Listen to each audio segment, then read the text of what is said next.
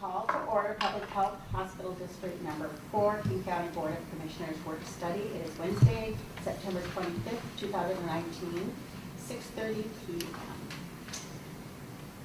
Shall we stand for the flag salute? I pledge allegiance to the flag of the United States of America and to the republic for which it stands, one nation, under God, indivisible, with liberty and justice for all. I know you like it.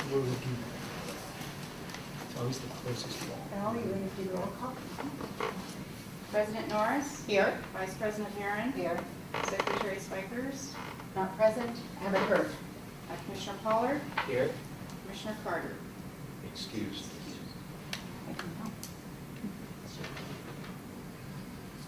Excused. Do I have a motion to approve the agenda? Make a motion to approve. Second. Is there any discussion? Hearing none, we'll go to a vote. All those in favor say aye. Aye. Opposed? No opposing, so we're moving on. Topics of discussion tonight are board self-assessment, the certificate of need webinar, restart costs, if revenue bonds retired in 2025, what is remaining on the LTGO burden for the taxpayer, and overview the budget planning process. And I think I turn this over to Be glad to. Dr. Whitcomb. So topic number 1 is the board self-evaluations. So we had said that what we would do at this meeting is collect them in an envelope. So I have an envelope here. That I thought I emailed them. Because I thought we needed to turn them in. tonight. No, I turned mine in a while ago. Uh, I thought I did. Who did you email it to? Uh-oh, I didn't bring mine, to be honest with you. Okay. Oh, my goodness. Did you bring yours? No, You I bring yours? don't Okay. intend to turn mine in until after the budget process. I want to see how we do in that. Oh, Okay? Until after the which one? I think we all should turn them in at the same time, and I'm sorry that we haven't been diligent. That's our fault as the board. This is your project. I'm just supporting the project. And I think that's what needs to happen. Okay, I think we will make sure everybody has it and brings it next board meeting. Yeah. Madam President, please send us an email to remind all of us again. I will try to do that, Emma. Okay. Okay, remind her about that. And if anybody has lost it, I bet we could let Val know and she might be able to give Yes. us another one. Do you want it in paper or do you want us to send it by email? Paper, I'll drop mine off. Okay. When, Yeah. the date, when do you think all of us should have it at the same time? We probably should all have it. How soon can we get them, Val? What would be appropriate thing, the most appropriate thing to do? If you all need them, I can email them tomorrow. The paper, I can pick up, Well, if you email them, if she emails them, you just print them at home. my computer doesn't work. Oh, That's why I'll prefer handing it out personally. I can give you one tonight. Okay, thank you. Let's do that. How about if you do that for all of us? I'm sorry, we're so delinquent. Is that all right, Commissioner Pollard? What was that? If she hands you one tonight? Oh, you're refusing, correct? I'm refusing until after the budget session because, in my opinion, we didn't handle the budget session well last year, and I want to make sure we do it well this year, or I would be making comments about that. So, Wait. Except that it's about our performance as a board. It really doesn't have anything to do about the budget. It's also not clear about how far back we're talking about. We're talking about the last year. This last year and the last Okay, year, well, how have we done? that's not clear, but at any rate, I don't intend to submit mine until later. So When I you will say not. later, and you're asking about the session, what do you mean by which session are we talking about, budget session? When you say you intend to submit it The later? public hearing and budget session that we're coming up with in November, In November? yeah. So that's the date that you want to submit that? I will submit it after that date, yeah. Okay, so I think we need to decide, was it after That is my that, or- intention. Well, you know. All of us to be submitting at the same time. Yeah, Commissioner Pollard, we all have to do it together. It makes it easier for staff, it makes it easier for us. If everybody takes an opportunity to go rogue, we don't get anything done. I object to the term going rogue. You know, with the First Amendment of the Constitution provides for freedom of speech, but there's also such a thing as an avoidance of compelled speech. And I don't intend to be compelled to speak now if I'm not ready. Well, the problem is, we voted to do it. We voted to have it done and do it in this fashion. And if you got outvoted, I'm sorry, but we work by a process, and the process says everybody's going to turn them in. We all messed up on that, but we're going to try again to do them all at the same time. So if you want to be counted and your information be counted, you need to send it in just like everybody else. I understand. Okay, thank you. Okay. Thanks. You're about 3 minutes later than you. Well, I figured if I said 15, I came early, it'd be kind of a big deal. All we appreciate, yeah. Um, Self-assessment. David, did you bring your self-assessment? I did, I left it in the car. I do have it, though. Oh, leave the rest of us. I actually have it done. Oh, I can go get it one right after. You're going to get yours while we get ours from Val. Well, that's what we're just discussing. Yes. Okay. This evening to Well, I didn't see miss what, anything. Okay, good. I'd like to Good. bring you up on the conversation we just had. Commissioner Pollard does not feel like he wants to do the assessment until after November. after November and after we've done the financials. We all The budget voted. hearing. The budget hearing, thank you. We all, those of us that are here, were here before you got here, decided that we needed to follow the procedure that we had decided on, which meant that we were going to get them done and we were going to do them. I agree. That's why I did mine. Okay, all righty. All righty. Next, certificate of need webinar. Okay. Let me grab this. There was a whole webinar done by WISHA on the certificate of need process. I just, I'm just, And while it's about an hour long, and that's not what we're getting ready to do. We're not going to watch the hour-long webinar. But there is just a few minute segment in the center of it that I thought was really valuable for the group to look at together, because as we're looking at affiliation, we know that one of the paths that we're contemplating has a certificate of need process in it. And so I feel like that we really haven't spent probably too much time talking about what are the details, what is really involved in the certificate of need process. So it felt like a really good 5 minutes to spend listening to the webinar and just shortcutting That's good. a lot of study around it. And then we can just house that information that we learned and just take it forward as we go through our other affiliation boards. I actually signed up for it, but I got too busy that day to do it. Oh, it's I can it's actually- available Yeah, I know, I online. can actually do it, yeah. So, we should have gotten this down here. Yes. It's actually open Oh, down at the bottom, sorry. right here? Yep. Okay. Just go back to the beginning. I don't know why it opens it there.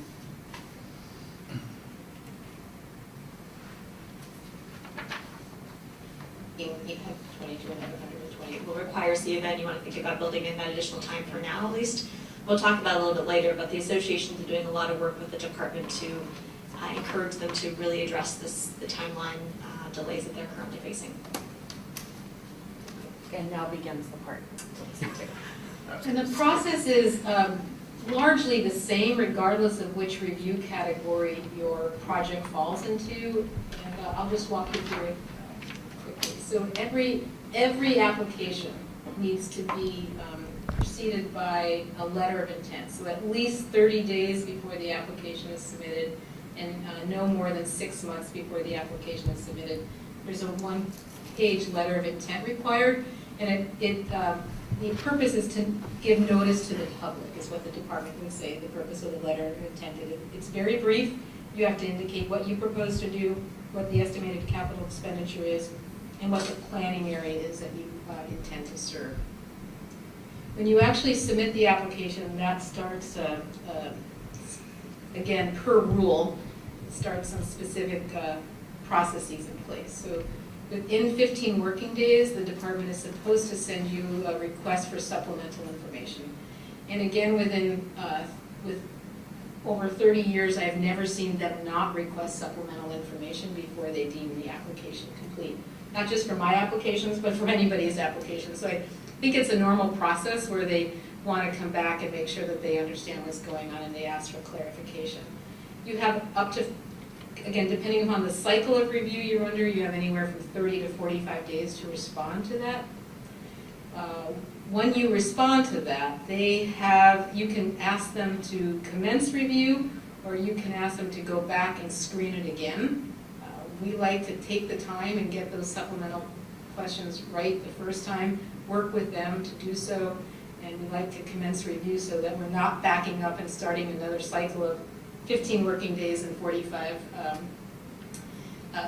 days of response time. Once the review commences, the department goes into what's called the public comment period. And in that period, any affected person, anybody in the community, and the applicant itself can submit public comment on the application, or they can request a public hearing be held. And I'll talk a little bit about that in a few minutes. When the public comment period ends, and again, depending upon the type of application, that's anywhere from 30 to 60 days typically, only the applicant and any party that qualifies as an affected person, and again, I'll describe that for you in a few minutes, gets to provide rebuttal. After that point in time, the department goes into what's called the ex parte period, which means that there's really no communication with the program about substance. You can have conversations with them about timelines and those kinds of things, but they are in their final decision-making process. They issue the decision, and if the project is approved, and if you agree to the conditions that are issued on the certificate of need, they actually issue a certificate. So for those of you that have been through a certificate of need process, you'll know that they issue an actual certificate of need. The project on that certificate of need, it includes any conditions that are required as part of the approval, and it also gives the validity period for the certificate of need application. So an application has to be commenced within 2 years of issuance of the actual certificate of need. And that the date that they issue the certificate of need is also the agency's formal action, and that starts the 28 or 30-day time frame, depending upon the kind of appeal for either an applicant or an affected person to appeal the timeline or appeal the decision. And again, I will talk about that in a few minutes. So we're talking about 150 days. Right, Okay. right. Mhm. Yeah, that's Good, what I'm I glad you thought was clarified that. really helpful to see that it's a bunch of steps and each one doesn't feel horrible because it's 28 or 30 days, but when you add them all up, you're right, it starts hitting the 150-day mark, and that's once your turn comes up in queue. So what in the process are we in now? We have not Oh, begun we this haven't at yet. all. Oh, I thought Yeah, we did. yeah, we haven't Prior begun to- this at all. We haven't yet committed to a path that would require certificate of need. Oh, I see. But as we keep coming back and talking about the pros and cons of the different options in front of Right. us, some of them do require certificate of need and other paths don't.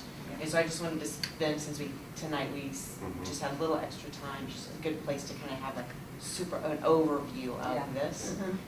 And you heard her say, this was Jody Corona. Many of you probably know Jody from years of working with hospitals, familiar. all hospitals, critical access and otherwise. Such a wealth of information and a resource. But later in this video or this webinar, she comes back and dwells much deeper in all those areas. So you're welcome to listen to it. So which options require the certificate that we have been looking at? The lease operating agreement, whether it be with the subcore or the new co. Okay. Both of those would Either one. require certificate of need. Are we also in the future planning to add more beds? One of them? No, No? no, we would not, because I can just real straightforward tell you that that's not actually been part of this at all. I see.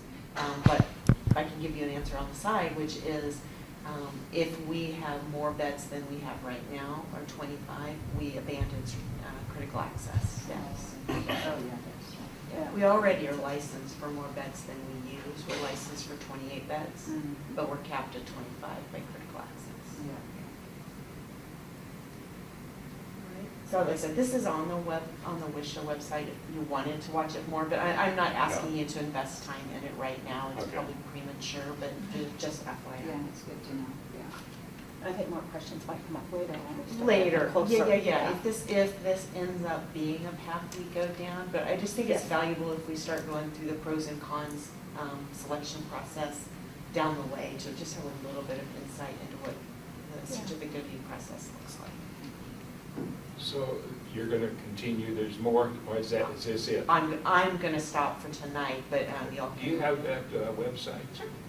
You could send me I or actually have an send it to us. email, and I It's- can send that over with a link to look at the, Yeah, I would like to look at the whole presentation. Yeah, absolutely. Mhm. Yeah, that's probably a good idea for all of us. Yeah. It's on the WISHA site, but again, if you don't have time, it's just probably a little early to Yeah. invest a whole lot of time on it. that's kind of why I decided to not do it right then.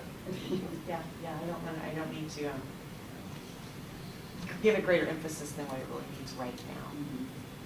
What we're trying to do, I feel like in the whole affiliation process, we have opened a whole lot of cans, and it's hard to leave them all open. So trying to wrap a few of them up so that they feel like they've at least got saran wrap over them, if nothing else, just to hold them in place so you don't feel like you're juggling a lot of balls at one time.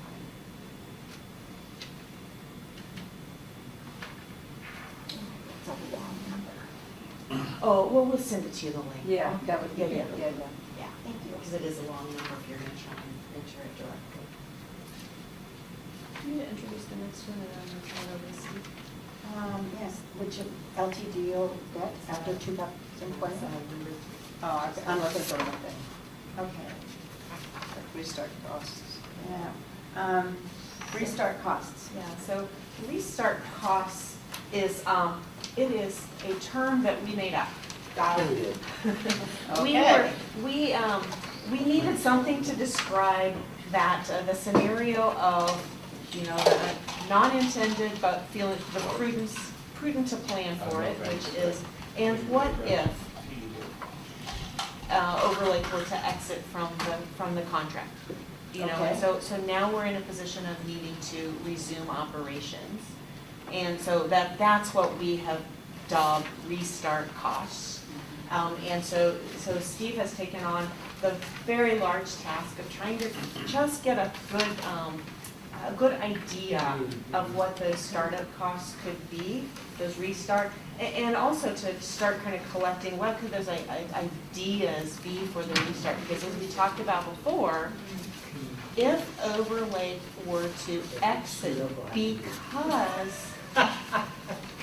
if they were to exit because things were failing, because they were not being successful, we should not fool ourselves to thinking that we can come back and be successful where they couldn't. But so what are some restart ideas at that point in time? So we really want to make sure that you hear that there is actually, we have several ideas how that could look. But the other scenario is maybe they exit for another very good reason, but things are wonderfully successful and it's got great momentum, and that's the scenario that we would be picking it back up. So he's got all of those represented as well as some costs, because at that point in time, we would need to have an adequate amount of money in the trust in order to fund that restart in about any of those scenarios. So Steve? Okay, yeah, you kind of gave a good overview. I'm going to start out and say, I don't think Overlake will walk away. It's from the affiliation agreement. But as Kim said, it's something we need to start to think about. And the earlier you think about something, the less panic you have if it happens. This is a very high-level overview of some steps, timeframes, potential costs, not all the costs. If Overlake and SDH decide to part ways after Overlake has run the hospital for a while. This is not a business plan or a final plan. I used some expert advice in formulating some of these steps and numbers. I talked to Piper Jaffray's healthcare merger and acquisition department on, okay, about how long, if we part, how long would it take to do some steps? What are some high-level costs of selling the place and such? Steve, I have a question. Yeah. Now, what is the time frame? What's the relationship between the costs and the time frame that Overlake is operating the hospital? We've talked about the lease arrangement of 7 years, maybe by the time we get through the certificate and need all that. We're really ending up with about 5 years, or 6 years perhaps. But let's just say if they were to withdraw within 2 years, there's going to be a different set of financial ramifications, it would seem to me. I mean, So is there any connection between what's being presented here and the amount of time that how Overlake might operate the hospital? we don't have an agreement that specifies when a walkaway can occur. So, we don't have a formal agreement that says they're committed for X amount of years, X amount of months, okay, nothing like that. So again, this is very high level to start you guys thinking, okay? Okay. Thank you. And I also got some advice from Kidder Matthews. Kidder Matthews is a commercial real estate broker.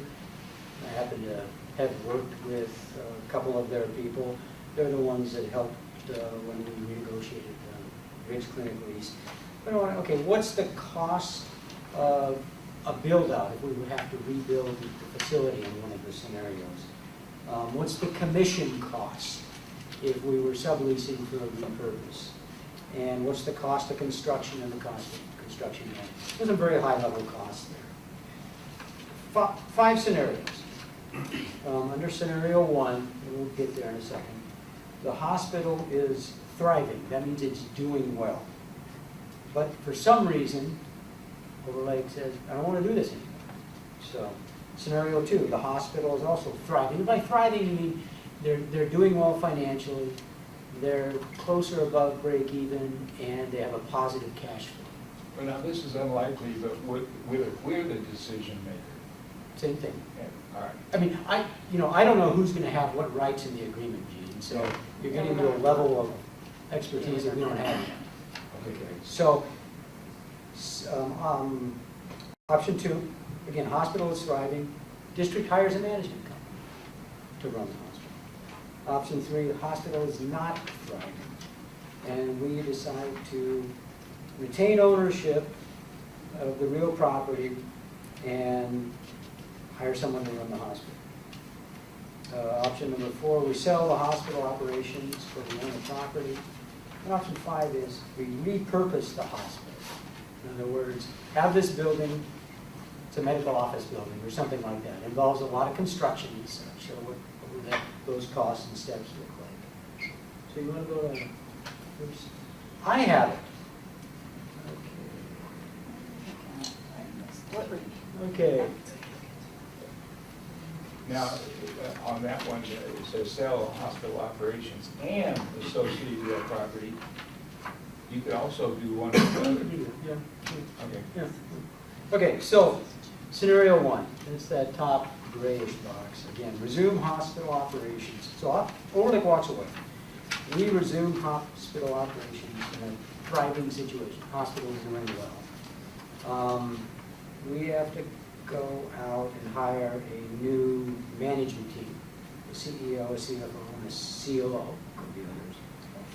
Estimated time frame, about 6 months to hire those people, get them in place. That's under scenario 1, correct? Yeah, 6 scenario months. 1. During that period of time, we'd have revenue bond payments of about $1.8 million. Subsidy to hospital, since it's doing well, the cash flow and the income would cover the costs of this. So under that scenario, I'm saying, okay, we're doing well, we're thriving, we can handle those costs. The hospital, the district can handle those costs. Kind of consultant costs during the time frame. Recruiting costs, I talked to our HR manager. To recruit those 3 management personnel, it cost you about $160,000. After cost-based reimbursement, you would get, it'd be about 76.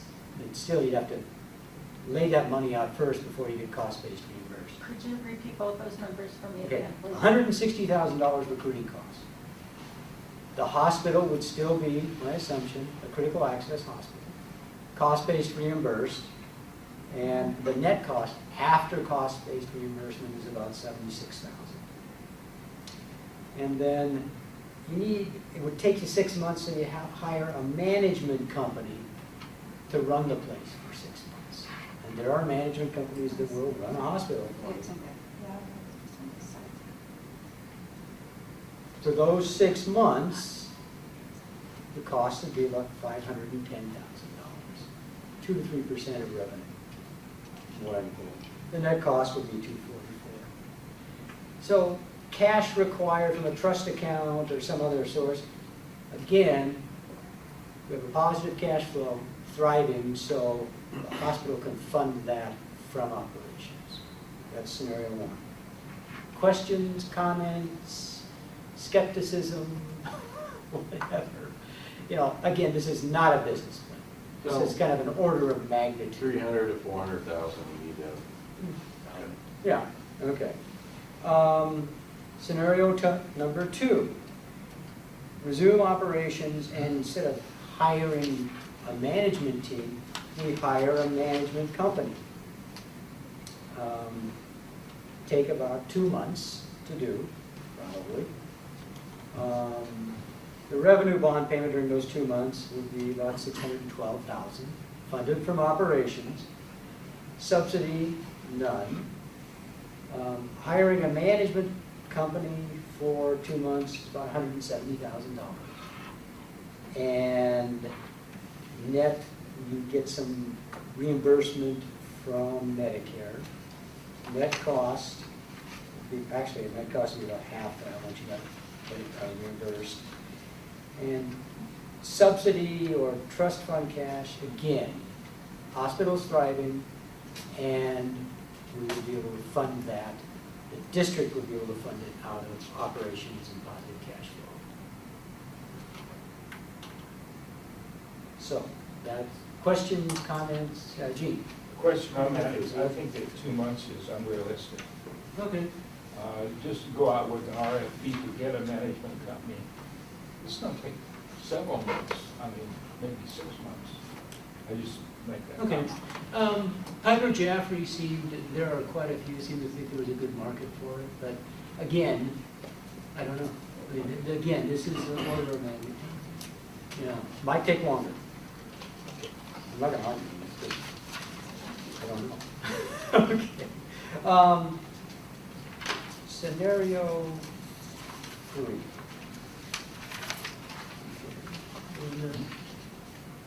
Okay. Oh, I've got it. Well, I think that time frame is important because that feeds back into the amount of advanced decision-making we would need on the part of the. Yeah, yeah, it does, and, you know, as, if we see this coming, the district will have to do a lot of very detailed analysis and scenario building. Okay. Scenario number 3, the operations are not thriving. So, probably has a positive cash flow, but we're not making a net income on an accounting, you know, GAAP accounting. So, sell the hospital operations and the district retains ownership of this. Sell it to another entity, most likely for profit, and then potentially hire a management company. Take about 24 months, 2 years to do that. That's talking to Piper Jaffray's M&A people. During that time, revenue bond payments would be 7.3, almost $7.4 million.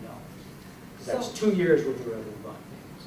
So where do we get the funds to then pay revenue bonds?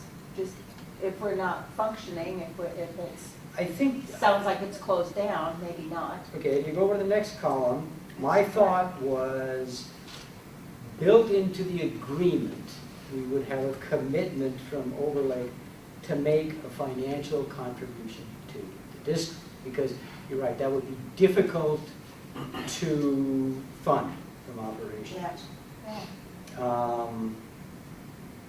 Management company for 2 years cost about $2 million. They're not cheap. And net cost would be $1 million after cost-based reimbursement. The cost to sell the operations or the hospital, about $1.5 million. So your total costs required from a trust account about $3.5 million.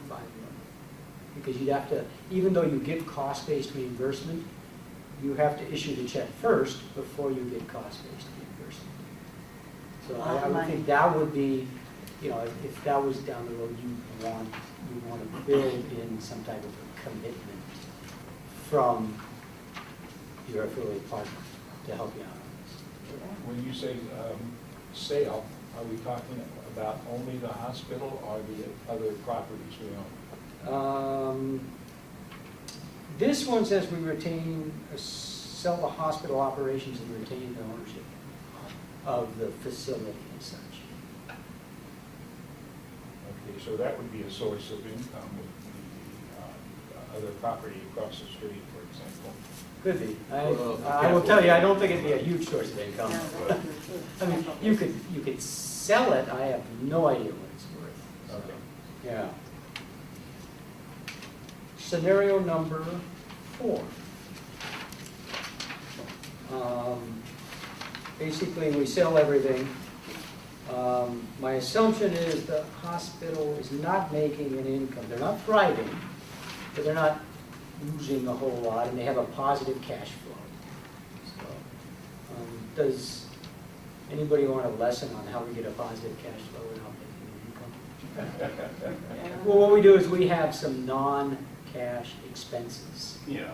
and we get cost-based reimbursement for it, and until for about 15 years, that helps us. Okay, just a little bit. So the hospital would hire a management company to manage it during the sale time frame. And, you know, there's a good chance the existing management team would say, okay, they're selling everything, I'm not staying around. They'd probably leave. So I think the district would have to plan on hiring a management company. Estimated time to sell, again, 24 months. The sale time tends to be 24 months when I talk to Piper Jaffray's M&A. During that time, again, the revenue bond payment would be about $7.4 million. Subsidy, if they had a positive cash flow, and that positive cash flow includes the payments to the revenue bond. So the revenue bond payments are being made, and there's still some cash left over after your operations. But you got a management company, costs about $2 million, and a consultant for the sale costs about $1.5 million. So Between $3 to $4 million, close to $4 million? You need some help on that. You know, cash, probably $1.5 million for the consultant, and good chance you could fund the management company with the hospital cash flow, because you funded it so far, you have a positive cash flow, so you're substituting management company for, managers for a management company. So there's a good chance you could fund the management company with the operations, but probably not. You might have trouble funding the consultant to sell the hospital. Okay, so again, that's kind of, as you notice, as you go down these scenarios, the costs get bigger. Surprising. What would be the status of the employees under that option? I don't know. Gee, that would be way down in the weeds where I didn't go. Okay. You know, so, you know, there are potential. Obviously, we want to treat the employees well. What that means, I don't know. So, scenario 5 is repurpose the hospital building via smaller footprint leases. So let's say you make it a medical office, and some of it's an outpatient surgery center. If you jump in with a Mental health.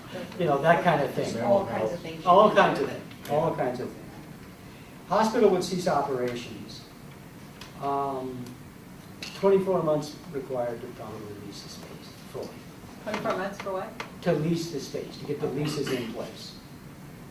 During that 24 months, you would have to pay $7.4 million in revenue bond payments. Well, the 24 months is to get to fully leased. To full lease, so it would, Break things how up a little quickly, bit, it would probably more. step down. I didn't step it down. So worst case scenario, you'd need the 7.4, it would probably less, let's say be half. So maybe it'd be 3.6, 3.7. So is that counting with an agent or somebody to help us do that, to find the adequate people we need? Got a table that, on my next slide, that shows kind of a detail of those costs, because the costs are more complicated on this, so I did an Excel table. So questions on this scenario? Well, it sounds like we need $7.5 million sitting around, maybe 8. Yeah, that's what it looks like. Yeah. Where does that come from again, that $7.5 million? We talked about in the deal, potentially a trust account, that there's money that either party could use if they walk away. Yeah, Any more detail on that, we don't have. But we've always had that, in the original LOI, that phrase was in there.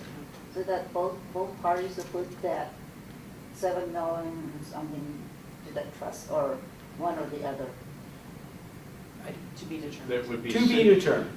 It would be I have sitting thoughts. until certain conditions are met Yeah. or arise, Which we haven't which we determined haven't yet. talked about I yet. see. Like, Well, the trust account, the trust agreement that we worked through and submitted to Overlake for their response, and it's just kind of sitting without response. we don't know if they agree to it. They No, honestly that's not. haven't even looked at it Yeah. because of the change, so they Yeah. have zero response. Now, for clarity, all of this is prior to the transactions. This is a scenario if the hospital is thriving or not thriving, correct?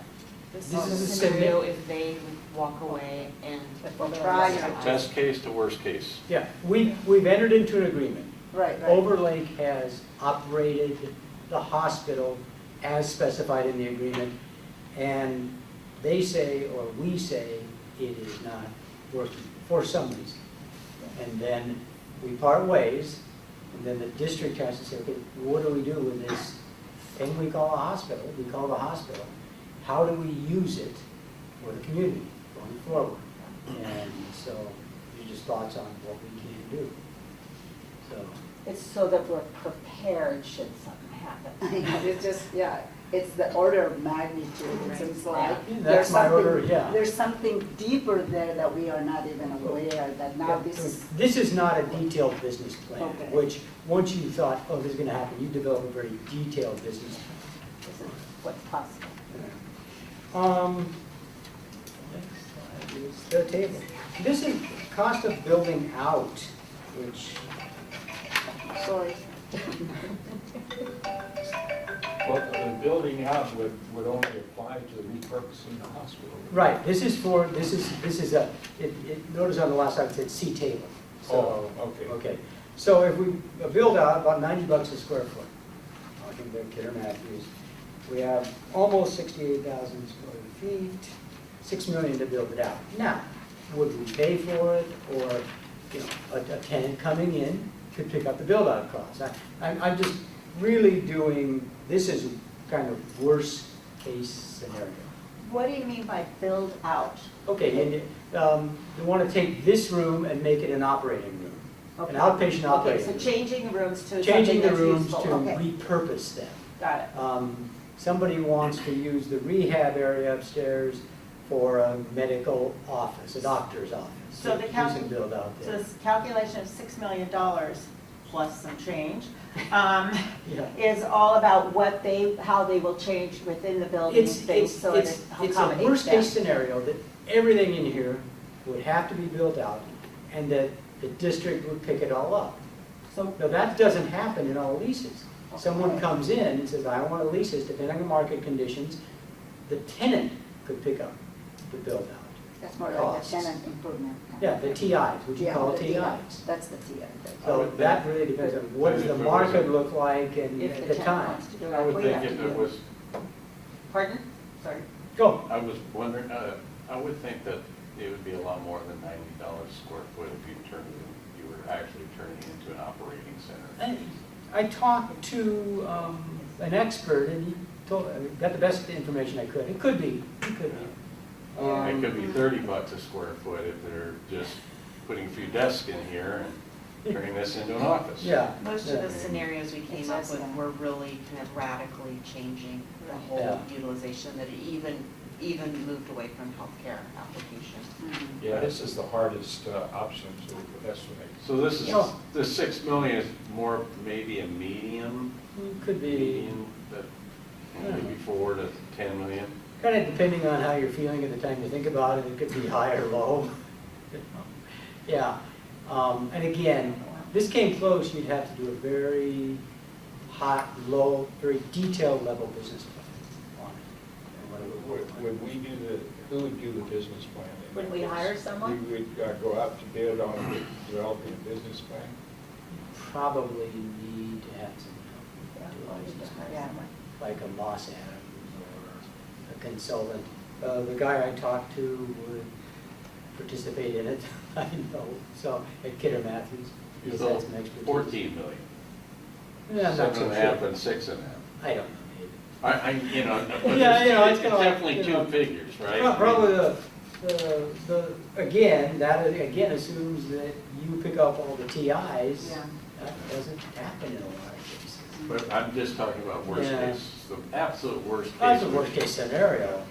There's Yeah. a couple hospitals I can tell you that have been refurbished. One is the old McCleary Hospital, became a behavioral health mental site, and that worked out pretty well and has been completely refurbished and will be opening, I think, here shortly, actually. Another one is the old St. Peter's Hospital in Olympia, and that is apartments, apartment complex. They took all the rooms and turned them into apartments and pool tables downstairs and rec rooms, and so those have both been completely refurbished. I'm sure there was extensive TI at the old St. Peter's Hospital, but not so much in the behavioral health center. Oh, really? I didn't know St. Peter's Incorporated. Hospital Yeah, so it does happen. There was another one in Bellingham years ago.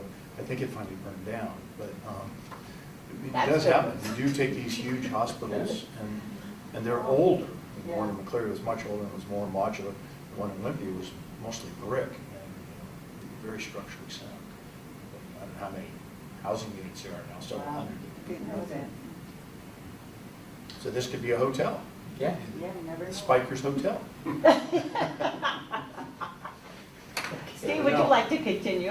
Do you have No, any that's questions? fine. No, yeah, that was your hotel bill. Okay. Architect costs about $3 a square foot, so it costs you a couple $100,000. If, you know, that says I'm gonna build out the whole place. And then construction management is about 3% of that total, so another 188. So, you know, you got some big numbers, 6.4 million.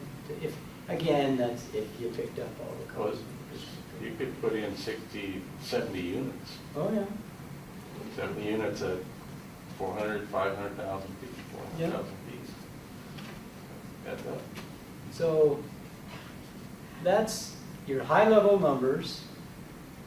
Keep this. If you start thinking, okay, we're getting close, let's do a deep dive into it. That would be my advice. The other time that you'll see this come back, so we'll be bringing this back, because we'll need to reference it when we're looking at really what's a reasonable amount for us to put in a trust account, and what's really is a reasonable time frame for notice. Yeah. You know, so those are the two pieces, and I think we'll reference this, so it may not be that we end up planning for absolute worst case scenario of $14 million Right. in 2 years, but at least We it make gives our us a case. perspective. Yeah. Right. Yeah. Sure. So that's when you'll see this come back, but we wanted to go ahead and flush it out, at least this far, not again, like Steve said, not as a business plan, but as a reference point for that kind of information. And just start your thinking, you know, a first intro. Question was asked, what's the taxpayer's debt service commitment, that's called limited tax general obligation debt service after 2025.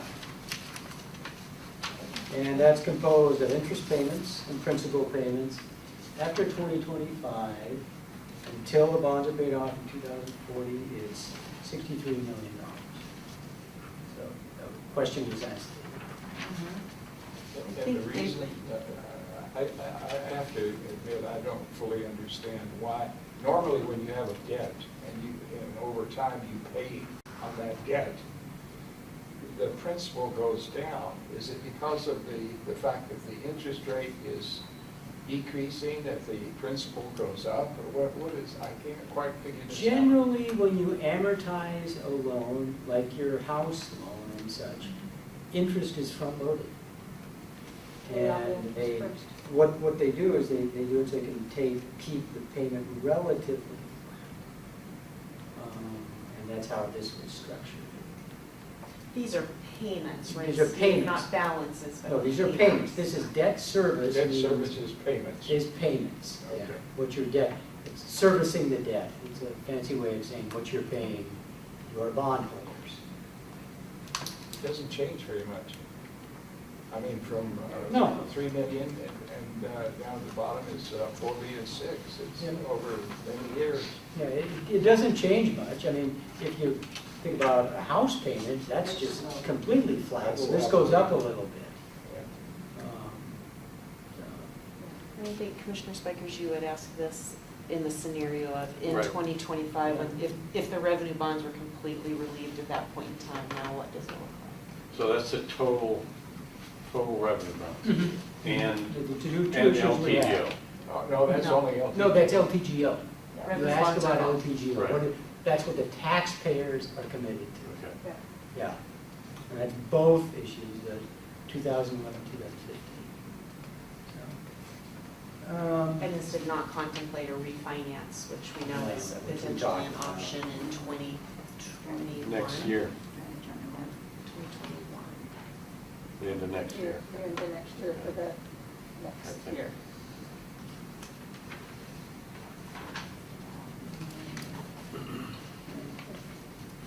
And then, I've got a way more complicated slide here. Just that, if you look over the far right column, it's the balance owed at the beginning of the year. So at the beginning of 2026, the commitment, the balance of the commitment is another 63,000, then it keeps stepping down until you pay it off. Just did that for illustration purposes. Well, I'll certainly be dead by that time that happens. What was the original loan? My God, look at what I know. How much? It doubled up all the original loan. Original loan was LTGO, was about, I'm gonna say 40 or so. How much? Yeah. 40 40 Yeah, million? 40 million? yeah. And we made the LPG. Yeah. Well, the loan is the principal amount. The 63 includes interest, because we pay interest along with it. But the original loan prior, It was about 40. 40 million. Yeah, and we're paying off principal, see, 40, okay, we're paying off 40. Yeah, Principal. that's a lot. Yeah. There's an Yeah. interest. The one that's, About 48, I think, was the original. the one that is refinanceable in 2021, how large of a loan, how much do we still owe on principal on that? Don't have it in front of me. That was like 16 million or something. Probably, it's about 15.6, I think, when I looked at it. And that's which, that's the money that we owe or the money we've already paid? We owe. That's what we owe, that's the outstanding That's balance outstanding balance. is, I remember right, 15,360,000. We should be able to decrease that by about 100 to 200,000 a year if we are able to refinance reasonable, right? Yeah, we can, if, you know, if the district does not have a hospital and it's simply a taxing district, those LTGO loans become less risky. You can refinance them for a lower interest rate. That, though, depends upon the terms of the agreement. Because if there's the potential that the district can take the hospital back, I think that would have an impact on the risk that the market will associate with the district. Now, our interest is a fixed rate, right? Yeah. This is- Okay, now, what happens if we experience inflation and dollars become cheaper? How does that work? It doesn't change the payment. It doesn't change the numbers, but it changes the burden, doesn't it?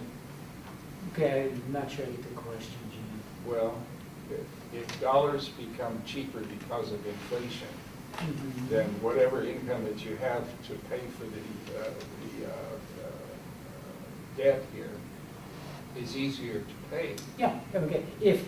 What I look at is, if you have inflation, the prices we are charging go up, and so your debt payment becomes less of a percent of your Thank you. revenue. That's exactly what I was trying Yeah. to confirm. That's good, see? That was my question too. If you go that length of time, the dollar changes its value and what you owe should change also. And at the So- same Well, time, what you owe relative to your income Yeah, right. changes. The fixed dollar, the dollar amount is Fixed, but, but it becomes cheaper for you That's because right. it becomes more efficient because you're making more money because your prices, which you're charging for services, have inflated. yeah, okay, that's what I Okay. thought. All right. This is a crazy scheme. There's no amortization to it. No. It's just, They will want they to- just throw numbers out there or what? What they did This is. is just, No I balloon payment. never they knew that. didn't- It was they so didn't- crazy and whacked out. Okay, I would argue it's not crazy whacked out, okay? My opinion, I'm not gonna argue with you, because then we really get in trouble. But what they did is they increased the payment because we have a guaranteed and historic increase in our tax revenue, which pays this off. So it climbs with your tax revenue. That's why it Oh, goes really? up. Yeah, and we get guaranteed 1%, and because in construction, generally, So it's we based on a get a percentage. 2 to 3% increase every year in our tax revenue. Yeah, okay, yes. So what they structured the payment so it goes up, It's not As with the with tax interest, revenue. with the, okay, makes it more With affordable. inflation. Well, based on, it's not inflation, it's not tied to No, inflation, it's it's based not. on new construction. New So they're cons- assuming you're gonna build more properties, Okay. which will Yeah. pay taxes, and it's based on 101%, which is the limit. You get a 1% increase. You That's get a right. 1% increase plus the value of new construction. Generally, we get a 2 to 3% increase. But in our don't you tax revenue. also get more money as the values of the houses go up and they pay more taxes? And inflation, no? You're limited to that 1% in the state of 1% Washington. irrespective. Okay. But on top of that is the value of new construction. That's where you get Okay, that's what- above a 1%. That's interesting, all right. There's that law came in a number of years ago. Is that new construction or new assessments, or is that the New same thing? construction. I know. Well, once they put on the rolls, so you're both saying Yeah. the same thing. Yeah, I'd say Once that. it's assessed and put on the tax rolls. Yeah. Oh, okay. Something There is a little new. bit of a lag. It might be built in September, but it won't get on the rolls until January. Yeah. Yeah. Something new that's built and gets on the rolls. Okay.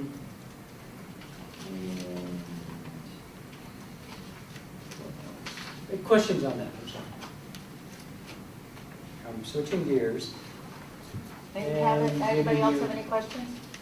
Nope, go on. Giving you a very high-level overview of the 2000 planning process, which you talked with Karen and Kim, we were in meetings all morning on it. So we're having department budget meetings in the next couple of weeks. We meet with each of our managers and say, okay, let's go over what really their budgetary requests are for this next year. And that really means staffing and then operational expenses. There might be a few capital requests, but it's generally operational budget. So that's going to happen between now and the 3rd of October. And then, I would say we, but it's mostly our controller, Jim. we'll crunch the numbers.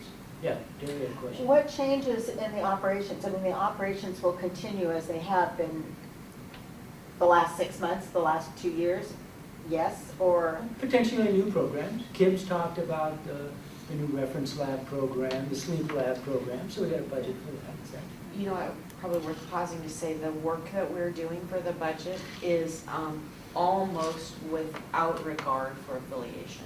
I say almost Yeah, because we are almost. making, we realize that there will be some real expenses that are part of this, but as far as operations and such, we are planning as if Yeah. affiliation does not Yeah. happen when it comes to how will the clinics operate, how will the ER operate, how will inpatient operate. Yes, which all just moving forward operationally. But there are real expenses that we're gonna have, like continuing to sponsor our consultant, our legal, Yeah. our legal support. So those are in there too. Okay. Yeah. Is that, are we hitting your question? You have a Yeah, question? it just seems to me the daily things are going to be pretty much the same until we do something. But from one year to the next, Yeah. it's different and growth and But They're not anticipating any things, major. items, yeah, items that are nearing the end of life or starting to falter and we need to anticipate needing Yeah, to be yeah, replaced. and I know we do. You know, those are all the things that go into the budget Yeah. process. Cost of living's a factor here, Mhm. a very important factor. Yeah. That is. You know, when we see budget requests, because we bring the managers in and discuss it, we would be, put them mildly, less than popular if we just said, okay, here's the money, here's the money, we've just sat, the three of us, and made this up. You know, your budget request, okay, talk about your operations, talk about what staffing you need, you do it for a year and such. And it gets buy-in from the managers on, okay, you got this much money that you've committed to run your department with. Okay. I guess you So want that's why we make sure we have meetings with Wanna all make the sure there are managers, so no they are surprises. involved in the planning That process. we don't have any surprises coming or anticipating for. Yeah, well, they had And- surprises last year. Yeah, No. that's what I think that's part of And it. I, for one, am not smart enough to plan every department's budget, so. Yeah, that makes one sense. did. Okay. We'll send the budget to the Finance Committee on the 17th of October. Finance Committee will meet and review the budget end of October.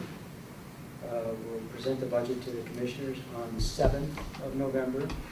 Budget hearing the 14th, and the budget sent to the county on the 15th. Yeah, we've been working with that November 15th date for submission for It's a long time. legally mandated, so, Well, a regulatory mandate.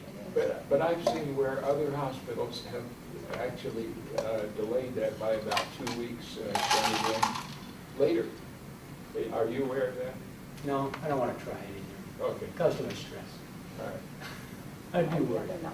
Let's just get it done on time. Yeah, Like get it we on have time. been. Yeah, get it on time. Yeah. And a day ahead of time, that's good, because you never know if there's a quick Just little to glitch that we can. Well, and you guys will have seen the Some budget fixes. a week before. Yeah. So, you know, we're gonna do, you'll be somewhat appraised of it, or you'll be sick of it. I don't wanna see this thing again. But we'll send it, we'll show it to you on the 7th, and then get your feedback, come back on the 15th. We'll have 3 weeks, Yeah.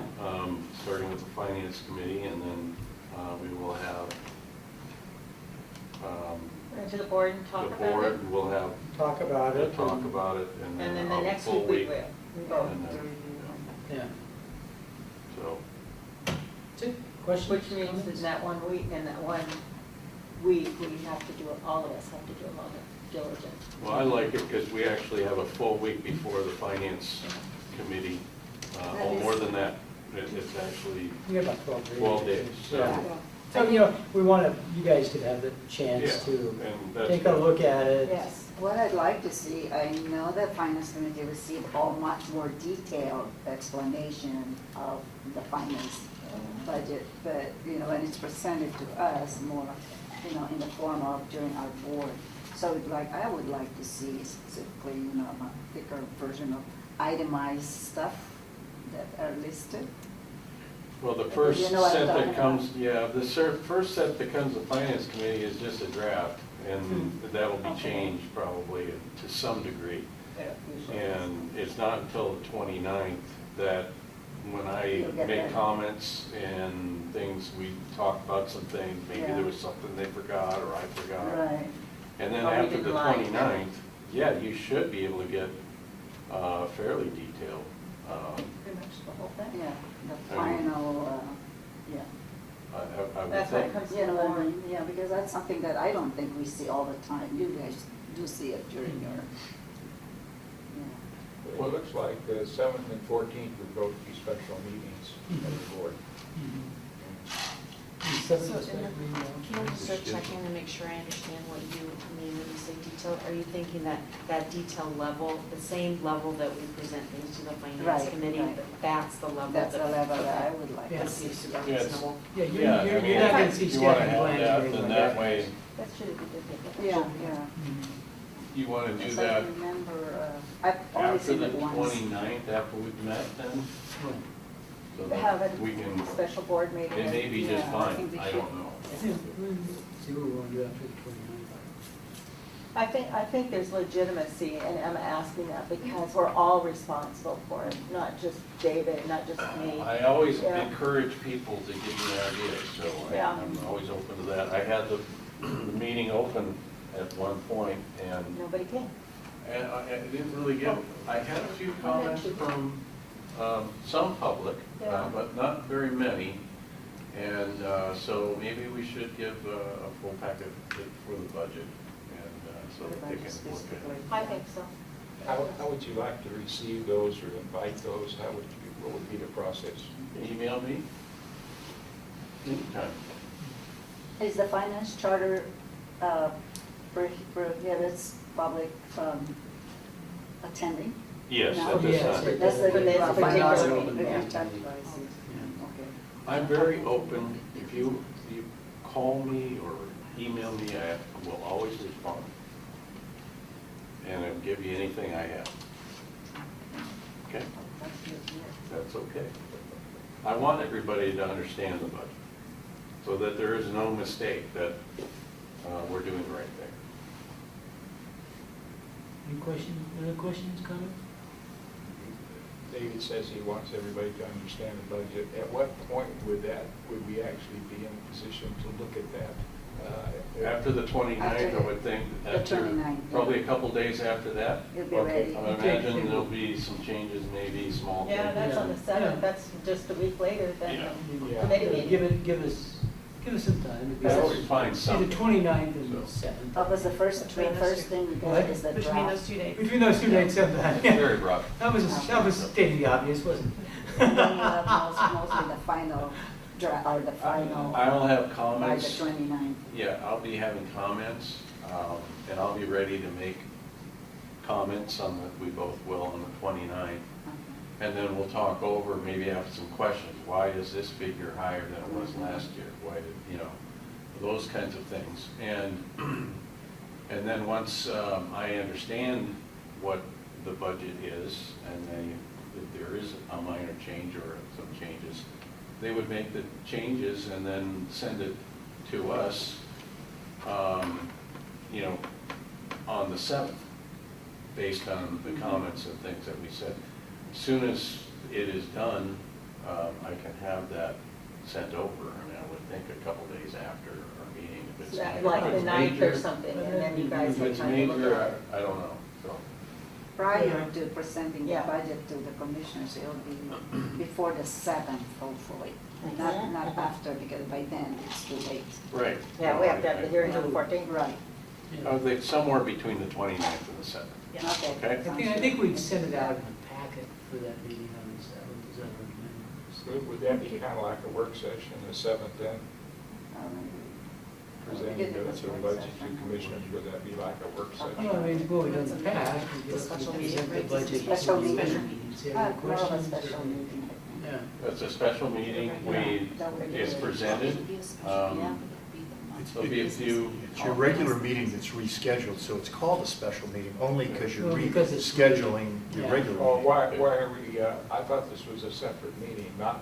No, it's the regular board, meeting. Budget we did hearing last year, is we a presented separate- it that. I know that's a separate meeting, but the Presented it at the 7th board is not the second. It's a special because it's not on the right day. Correct. Yeah, Mhm. That's all. exactly correct. but it would be a board meeting. It is a board It's a meeting, board meeting. and it's your It's a board regularly meeting. scheduled being rescheduled. All right. So we had to call it a special meeting because it's rescheduled On the wrong from its day. original date. Different day. Correct. Yeah. And I think we're always open when we look at the final budget. I believe it's a public meeting, so we try to encourage even the public to be So, there. yeah, they're all public. Yeah. The 7th will be a public meeting because it's a rescheduled board meeting. Do we have any other questions? Are you still, Huh? are we done? So, Okay. Okay. thanks, Steve, for Yeah. helping Thank me you. understand this. It's much, very good today. The project, public comment. Oh, we have somebody for public comment. Okay.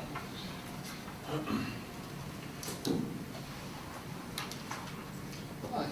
For the record, Scott Scowcroft from West Seattle. I guess I'm a little confused, and maybe I need a lesson in Democracy 101. As I understand it, a Board of Commissioners is put together to be able to vote on motions in order to create policies, and then those policies become the policy of the district. And that's the whole purpose for having elections and for having votes and so forth. And then it's the fiduciary responsibility, I thought, of board members to go ahead and follow board policies once it's been settled. So what I guess I'm confused about is what happens if you've got a board commissioner who refuses to follow policies, who, someone used the word go rogue, and I'm referring to in particular the board's self-assessment policy. You have a procedure for that, it's agreed upon, and I guess I just don't know myself if, you know, you have a board of commissioners and you vote on it and it's settled, then it seems to me just reasonable that all of the board of commissioners follow the policy of the district. So I'm wondering if I've got, you know, something messed up here. Perhaps Skip could prepare fiduciary responsibilities or responsibilities of commissioners and report back to you and report back to the public what the boundaries are. Because I thought once you decided something, that that was supposed to be how everyone was supposed to act. And otherwise, why vote on something? Why, you know, why have motions? So I guess that's the thing. That's my takeaway from this meeting. Thank you for the opportunity to express my confusion and consider my request. Thank you. I'm seeing as there's no other public, I don't. Oh, is there any? Nope. Okay. Then that ends our public comment. Okay, upcoming board meetings. Affiliation work study Thursday, October 15th, 2019. That's been rescheduled. Everybody take note. To October 10th, 2019, 4:30 to 6, East West Conference Room. Our regular business meeting will be Thursday, October 15th, 2019. It's been rescheduled from October 10th, 6:30 p.m., North-South Conference Room. And then we have a work study October 23rd, 2019 at 6:30 p.m., North-South Conference Room. So any questions about the upcoming events or work studies or meetings? Just to clarify, because October 10th is the WISHA, so we move it to the 15th, right? That is both the Yeah. affiliation and the board. We should, it's on the vote, isn't it? Right. Yeah. You know, the other thing that we didn't catch this, but the work study that on your sheet, it Yeah. says October 23rd. Yeah, it does. That Yeah. is also rescheduled to October 15th. So 15th. all October meetings are occurring on the On 15th. the 15th, so we only have one. Yeah, just one, so. All consolidated. Oh, got it. Two work Everything studies in consolidated May. into Okay. one. Yes, Okay. Okay. Does everybody understand that? So no October 23rd. correct. That's correct. That should all be reflected on your October Everything. calendars that you've been given as well. Okay. No work study on October 23rd, It's all on the 15th, Everything that we're doing yeah, is will going to be be on in the one 15th. lump sum, whatever. Okay. Okay. Okay, so actually, the affiliation work study is the one that's going to be on the 15th. So there's not a separate work study. on the 23rd. Correct, That's for the yes, board we'll have schedule. I got you. they'll have the business meeting as well as the work study, Okay. Yeah, all right? thank you. All right, can we adjourn? Well, do you want to make a motion? I don't think we have to, I'm just saying, you say it, we will adjourn. I think we do. That's adjourned. All You right. are adjourned. Okay.